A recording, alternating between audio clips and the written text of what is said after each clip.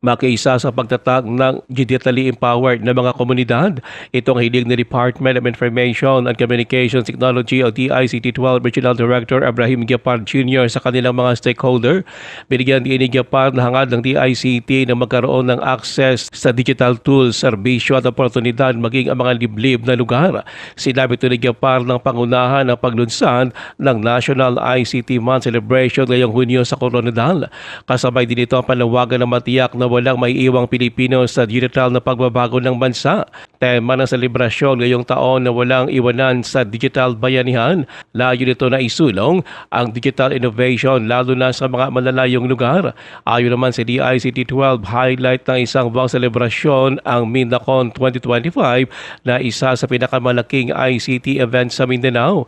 Ito ay isang pagtitipon ng mga taga-gobyerno, akademya at private sector na pag-uusapan ang mga gagawin sa pagsulong ng inobasyon at pagtutulungan.